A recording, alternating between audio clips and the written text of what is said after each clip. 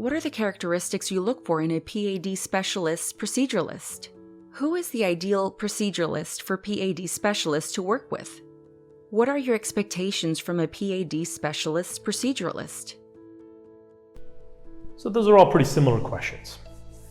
We look for three things in a PAD Specialist Proceduralist. Number one, he has to have the technical proficiency.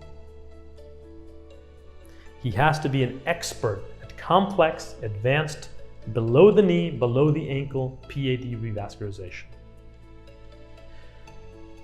If you're a proceduralist and watching this, you know, doing an SFA angioplasty on an artery that's 7 millimeters in diameter, okay, fine. But it's a whole different ballgame when you go below the knee and you're working on arteries and complex anatomy. Arteries that are 4 millimeters, 2 millimeters. Whole different ballgame when you have to do pedal access, popliteal access. That's the knee, below and above, is where you separate the men from the boys, so to speak. So we need advanced PAD proficiency. I'm talking all the techniques. Below the knee, below the ankle, pedal access, safari, arterial flossing, IVUS, radial to peripheral, popliteal access when needed. Complex below the knee, anatomical arterial reconstructions. This is a high bar. There's a lot of self-proclaimed PAD procedures out there. Some of them do SFA angioplasty. Wonderful, good. More than I can do. I'm not a PAD proceduralist. But that's not what we're looking for. We're looking for advanced PAD proceduralists who can operate, do the procedures safely below the knee, below the ankle, have the right combination of assertiveness and safety and conservativeness.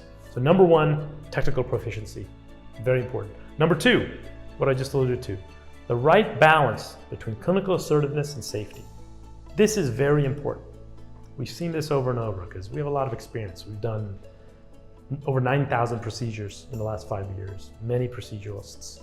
So we have a pretty good sample size. Knowing when to proceed and safely revascularize and push the envelope a little, safely, versus when to pull back a little, stop, first do no harm. That is critically important. And having that knowledge and insight and intuitive feel for when to push and when to pull back is critical.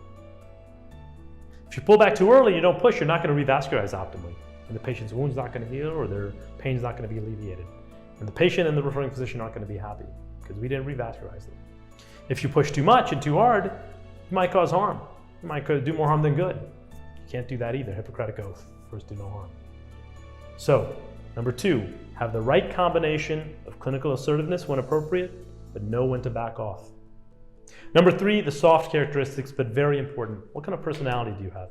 Are you a nice person or do you have an ego? Are you going to be nice to our patients? Because our patients are very nice and they're giving us the opportunity to evaluate and treat them. We're not doing them a favor. I'm not, you're not. They're doing us a favor by coming to see us. We have to have that sort of service mentality. So a proceduralist has to have that sort of service mentality. You're here to serve the patient. They're doing us a favor by allowing us to participate in their care. Similarly, your support staff, you're the quarterback, but your support staff is critical. Treat them well, lead from the front, right? A leader leads from the front and the staff willingly follow him. A boss leads from behind and cracks the whip. Be a leader from the front, right? And of course, be very nice to our referring physicians. Again, we serve them. Without them sending us patients, we don't have anything to do. It's a vote of confidence they have every patient they send us. Be nice to them, communicate with them, help them care for their patients, participate in the care. So these are the three attributes we look for in PAD proceduralists who work with us. Number one, advanced PAD revascularization technical proficiency, below the knee, below the ankle. Number two, the right combination of knowing when to push, knowing when to pull back. Safety is paramount.